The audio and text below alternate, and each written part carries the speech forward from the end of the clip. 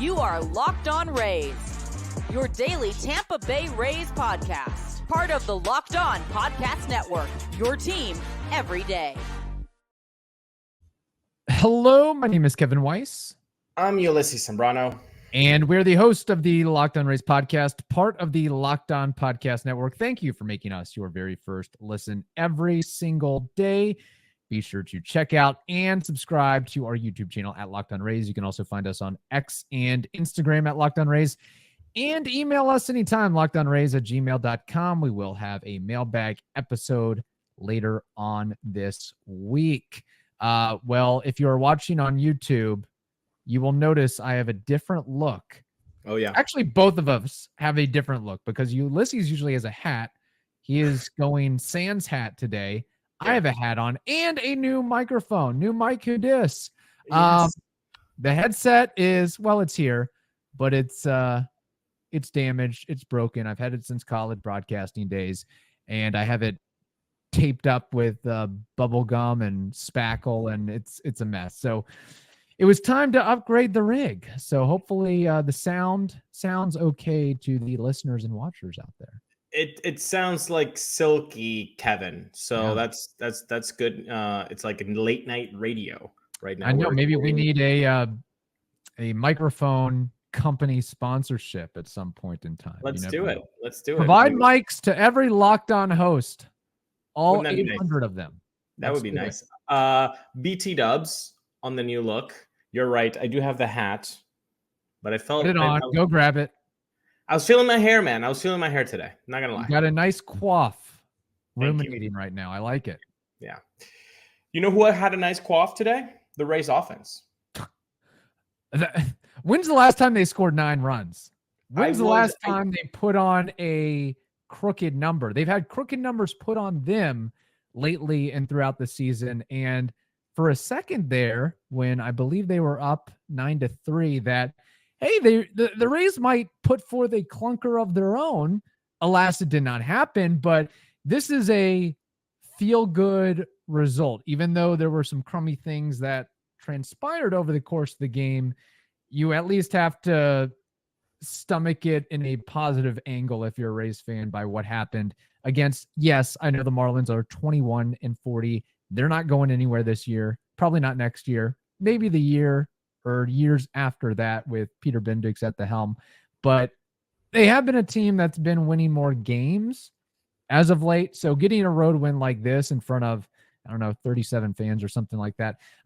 Still good for the offense to put up some damage. Yeah. Should we be doing attendance jokes? Should we? That's number one. I mean, I think it's only fair if we can do attendance jokes if they're the Athletics or Marlins. Outside of that, we don't have a leg to stand on. All right. That's a good caveat. However, you do make a good point because the Marlins and Athletics aren't good ball clubs, whereas the Rays traditionally have been a good ball club and haven't been able to draw attendance. But I mean, if you look at some of the, I will be, not to go too off on a tangent here, but I think people like to listen to it on occasion. I will be making my first venture to Marlins Ballpark later in June, and the tickets are incredibly, incredibly inexpensive. They have great deals. So I feel like... Wait, how inexpensive are we talking about here? Like my ticket plug got us a $7 ticket. That's and nice. They have some sort of 4 for $44 deal where you can get a couple tickets plus hot dogs and sodas and peanuts. Like they're really working to bring people into the into the ballpark as far as payment goes. Now, who knows? Maybe when we get to try to park, it'll be $50 parking. But cross that bridge when we cross it. Literally. Parking, baby. It's that edition. Locked on parking. Okay, I got to tell you something. It's been on my chest for a little bit. Ryan Pepiot has started to become must-watch TV for Rays fans. It's really impressive. What he did today, 6 innings, 3 runs allowed, just sounds like a typical quality start. But if you watch this game, this man got in trouble with 30-plus pitches in the first. Yeah. Those 3 runs that he allowed were in the first. He showed emotional maturity. He showed physical ability. He showed resiliency. This guy, he was working with this four-seam fastball, the curveball. I think he even threw like 4 of them, changeup, slider. It was really incredible to see him pitch. And I looked at his game log. Only one time out of his 10 starts this season, he has allowed more than 3 runs. Only once, and he was 4 runs against the Giants. It's fantastic what he's doing. That's Littell-esque. This was like a Zach Littell outing where you might struggle out the gate, give up a couple runs here or there, and bank on the offense eventually coming through in the middle innings to pick you back up. But for a guy that is essentially a rookie, does not have much experience under his belt at the major league level, this was quite a showing. As you mentioned, the 8 strikeouts, which I think 7 of them were swings. So 7 swinging strikeouts.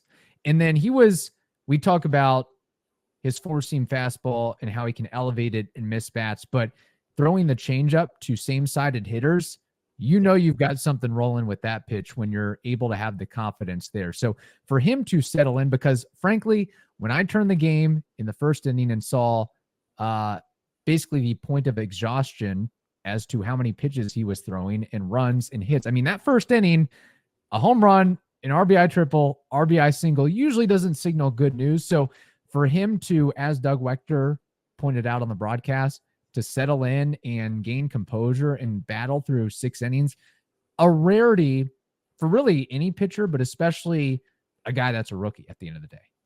And we said he pitched, I think, almost 30-something pitches the first inning. Yeah. He provided 6 innings. He didn't even touch 90, Kevin. He touched 89 pitches. Like, he was just effective all the rest of the way after the first. And I kind of dug into his numbers on the fastball. He doesn't particularly have a wow fastball, like a 98, 99, 100 type fastball that now seems to be prevalent in every rotation and bullpen. His average fastball is around 95 miles an hour, 94.7. Which is very good, but it's not very good. Fairbanks and some other guys. It's definitely not Mason Miller, but No. It has a punch. You can get around with a 95, 96 fastball for sure. And that's the thing, Kevin. It's not that he's just like getting around people. They have hit that four-seam fastball at an 82 clip. 82. That's the batting average. It's like a little bit better than what Alex Jackson is hitting, basically. Like, people are Alex Jackson when he's throwing the fastball. The slugging, 151. It's every time he throws that four-seam fastball, it's like Alex Jackson is at the plate. It's amazing what he's doing, because again, it's not a 98, it's not a 100 mile an hour fastball, it's 95. Yeah. No, it's impressive. And I think that some of it has to do with maybe the deception, the release, some of the movement, something when it's coming out of his hand and getting to the catcher's glove that guys aren't able to square up with. So keep doing that. Keep growing, developing, evolving. But I think this could really be a solid member of the rotation going forward. Is he ever going to be as nasty as Tyler Glasnow? Probably not. But I think if he continues to keep up what he's doing, we could pencil him in as a mid-rotation, quasi top of the rotation guy down the line. No, I mean, look, we have enough time to. I know the mailbag episode that is coming out tomorrow on Wednesday touches a little bit about this, about the rotation, but there are plenty of names that are going to become healthy in 2025 with no risk of getting Tommy John, by the way, which is huge because they already had it. So they can't get hurt again with that. So it's going to be really fun seeing how Bradley, how Pepiot now start to make that move towards the top of the rotation with guys like McClanahan, Springs, Boz, Rasmussen coming back. And then you have other starters like Littell and Eflin, bringing up the rear. Well, that's a good point too, because at some point the Rays are going to have an exit strategy, because Zach Eflin isn't going to be here forever. Aaron Savali isn't going to be here forever. Some other guys that you mentioned aren't going to be here forever. So you've got to think about who that next wave, that next core of your rotation for 3 to 5 years from now is going to be. And I think Pepiot and Bradley have spots for sure. And of course, Shane McClanahan, and his cost is eventually going to rise as well. So I think this is the time to figure out who you can ride on, who you can count on, and who you can believe upon going forward. So great work from Pepiot. We might have to get to the dumpster fire that was and is Phil Maton before Pete Fairbanks saved the day. You can browse through the Game Time app, and you have so many options. You've got theater, you've got comedy, you've got baseball games, you've got it all. And you know what? That is the great thing about Game Time. You can find whatever you're looking for. It's on the app. And you also have priority last minute deals where you can save up to 60% of buying last minute for sports, concerts, whatever you want. It's there in the app. You can save some money. So today, take the guesswork out of buying MLB tickets with Game Time. Download the Game Time app, create an account, and use code LOCKEDONMLB. For your first purchase, you get $20 off. It's pretty great. Terms apply. Again, create an account and redeem code LOCKEDONMLB for $20 off. Download Game Time today. Last minute tickets, lowest price, guaranteed. I guess we could, if we're already focusing on pitching, we can bring that up before getting to the positive stuff of the offense. But man, Maton, 3 hits, leaving a mess for Pete Fairbanks to clean up. In a way, it's like, well, it's a great move for Fairbanks and what he can hopefully do for the team the rest of the year and going forward. But the fact that you pay $7 million to Phil Maton and you have to take the ball away from him when he doesn't even get a batter out, and he makes it look like even in a 9-5 game, the Rays may not quite have, or I guess it was 9-6 at the time. In a with as many runs as you scored in the lead that you have, it may not be enough with bringing in a $7 million man in the 8th inning. And what is more damaging, that's not the word, concerning. Yeah.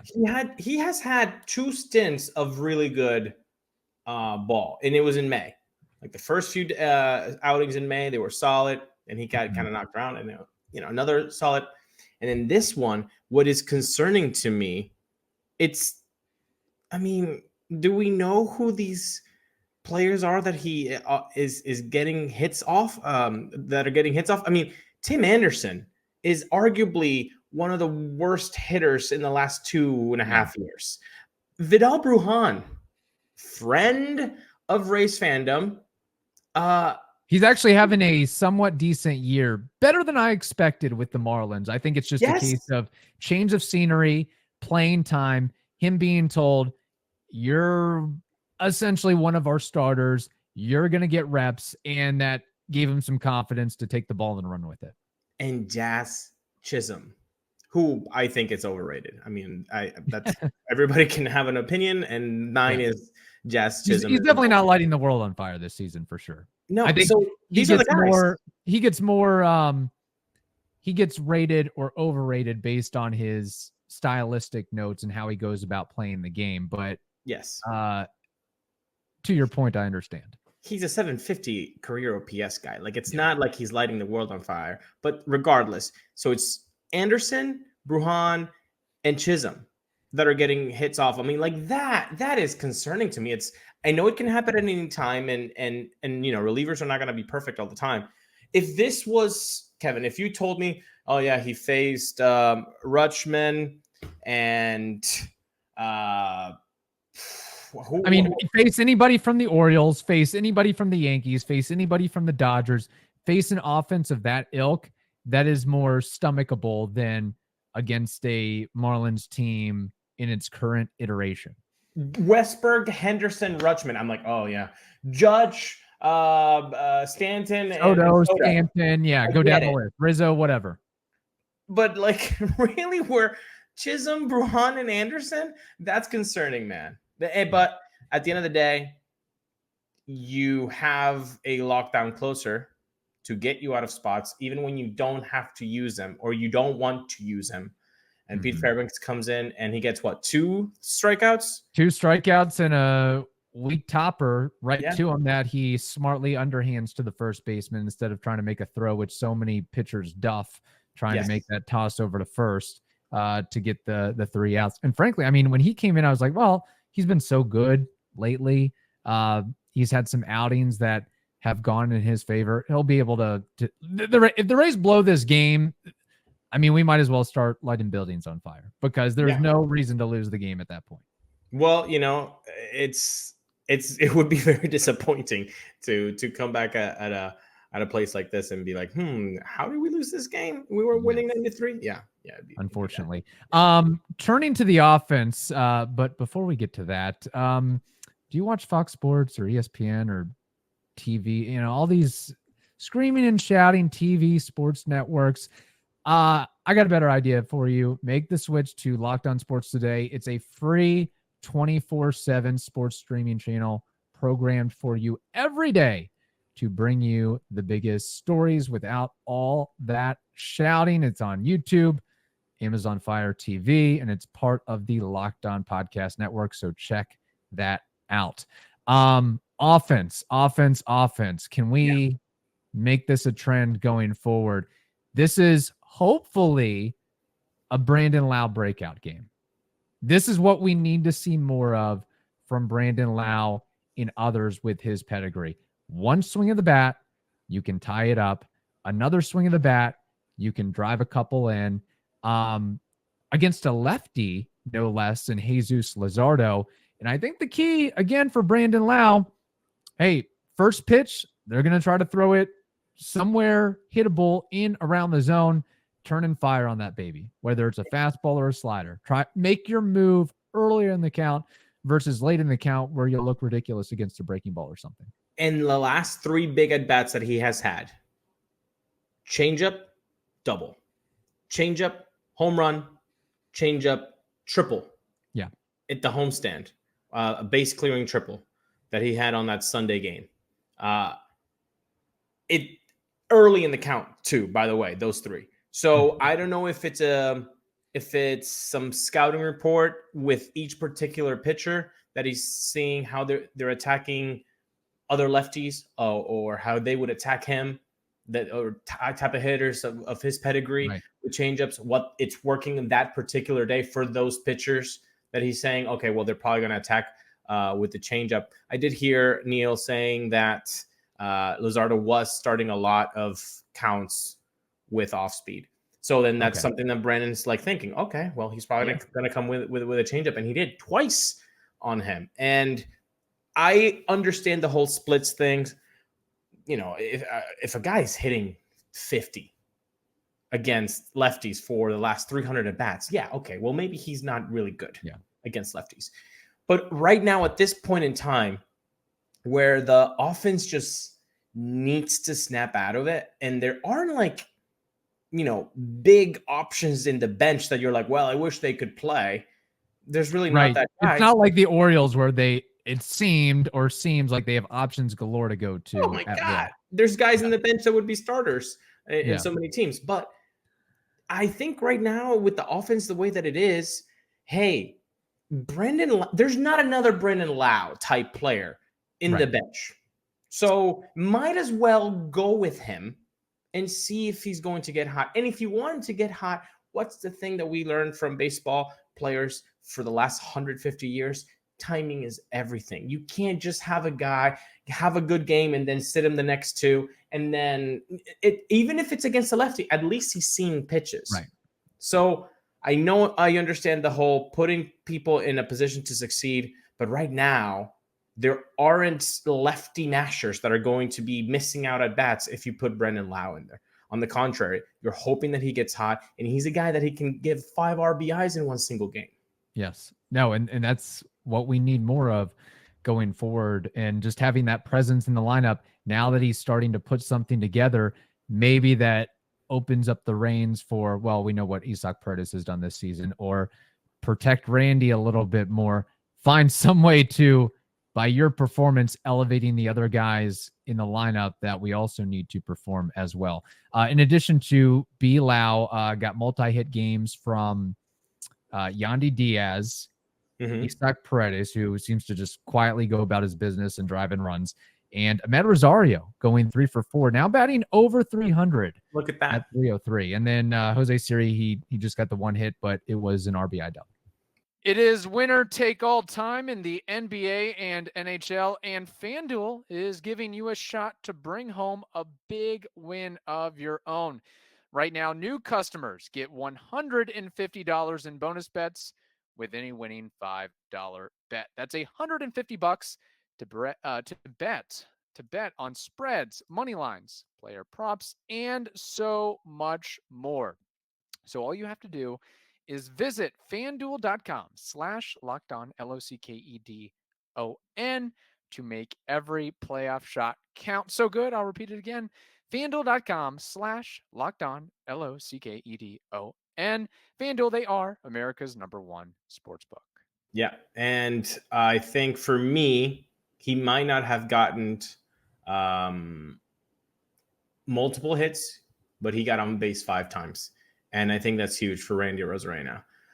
He gets a single, gets a couple walks, gets a couple hit by pitches, a close one in the face, which was kind of scary if you're a Rays fan. But you just have to hope. And I know that we have been saying this, Kevin, for the last how many weeks has this baseball season gone on? 9 weeks. For 9 weeks, we've been going like, this is the one where Randy Arozarena. This is the Randy breakout game. Yeah, I get text messages about it that he's back. Wait, no, that was just one game, one moment, one at bat. The standing ovation game, long time ago. So yeah, but you know what? Getting on base that many times, I like the fact that he kind of. I was listening to the broadcast when it happened, and they said he ran to first, which was kind of like a cool thing after you get hit right on the helmet. That's just his personality, like that. That's so cool, and I'm really liking and appreciating that. Although in social media, you're going to see the people on the spectrum of everything, that the haters about everything, and they talk trash about Randy and forget about 2020, 2021, 2022, 2023. I think most of the fandom, because I think Rays fandom on the large part is good, is like an actual good fan base. Right. They're supporting Randy, and they're not going to boo Randy. They're going to cheer for him every time. And he has earned that, not only because of his talent and production, but he has earned that by the way that he treats fans. That's goodwill that he has earned that is not easily taken away. The fans remember. Remember that stuff. So I'm thinking, gets on base 5 times. Maybe, hopefully, this is the right time where he can turn it around. I'm with you, and it's going to be a sad day for the fan base, not if, but when Randy is eventually off the Rays. But we'll save that for another time. I don't think it's going to happen at the trade deadline. Let's see how this season plays out the rest of the way. Real quickly, because I know we're running short on it. Jonathan Aranda was optioned to AAA. To make room for Josh Lowe, who hopefully adds another strong bat in the lineup and doesn't have any more oblique issues going forward. Because in the time that we saw of Josh, I thought he was doing good things, making defensive plays, taking the ball the other way. When he gets a pitch middle in, he pulls it. Even a 97 fastball, he's able to get in front of. And we know his ability to hit all different types of pitches in all different locations. But Jonathan Aranda, I wonder when we say, okay, he's just not going to cut it with the Rays. And like Vidal Brujan, he needs a change of scenery. Because to me, it seems pretty clear that he's not getting enough reps, or the Rays don't think he's good enough to get enough reps to be with the ball club as of right now. And you have a couple other factors too. He doesn't really have a position, and the numbers don't look good. Even though Kevin Cash said that he believes that he's swung the bat better than what his results, i.e. 213 batting average and 608 OPS show, which, I mean, I looked it up. He had a 250 expected batting average, but I would think that a guy who has no position, who's basically a DH, I mean, he's programmed to be a DH down the line, I think, and we haven't seen much of any pop from him, and he hasn't put anything together. At what point does he get moved to another organization, a rebuilding club that can actually pencil in opportunities for him? Well, I think I'm not personally at the level of like trade him. Okay. I think we haven't seen enough personally, but the issue is like, who do you send down? And I think, obviously the send down with Josh Lowe, like, yeah, obviously Josh Lowe needs a spot, but with lefties coming in, Luzardo and Garrett, and I think maybe the Orioles have a lefty coming up too. So maybe that's the reason why Jonathan, you're not even going to be playing this whole week, so might as well just use your spot. But I wouldn't be surprised if a Johnny DeLuca gets optioned down to see some Jonathan Arozarena. But like you're saying, it's going to be tough unless you open an actual role for him, not just a spot on the roster, not just a 26-man. Like, do you have a role for this man? Do you have he's the DH against every righty? Unless you're willing to make that deal, then no, I don't think he's going to be successful with the Rays, because you, again, like we said with Brandon Lowe, you can't just have a guy start 2 times a week and expect greatness from him every time. Like, that's just not going to cut it. Yeah, and I think there were some things too where we saw on occasion where he didn't really hustle like he should have. And a guy his size, I'm just being frank, his body's not going to age well going forward, especially if you're trying to play a position. My thought is, well, let me ask you, has he done anything or shown anything that says you are banging your hand on the table to say we need to somehow manufacture a spot for Jonathan Arozarena in 24, 25, 26, whatever year it is? I mean, I think that name is Harold Ramirez, but I mean, it must be a clubhouse thing. Must be they don't fully trust Jonathan Arozarena right now. They don't want to let go of Harold Ramirez right now. Yeah. But I mean, that's the spot. Yeah, maybe that's the thing is when they're ready to give up on Harold Ramirez, then it's Jonathan's DH, Jonathan Arozarena, where 70% of the league is right-handed pitchers. But we'll see what happens with that. And like you mentioned, Johnny DeLuca, like Aranda, maybe even more so, has really, really struggled. Where for 26, Siri, he's almost not quite to the level of Alex Jackson, but he has 100 batting average in the last 50 at bats. Not great, Bob. It seems like he's late or swinging underneath 94, 95 fastballs, and he gets really fooled on the sweepers and sliders. But that it's gone superstitious because he shaved the mustache. Yeah, maybe there's some of the. Although Brandon Lowe shaved the mustache, and it's because again they're like, we're not doing anything with this mustache. Shave it and bleep off. That's fair for sure. All right. Hope you all have a wonderful day. Enjoy the W, and we will be back with you tomorrow.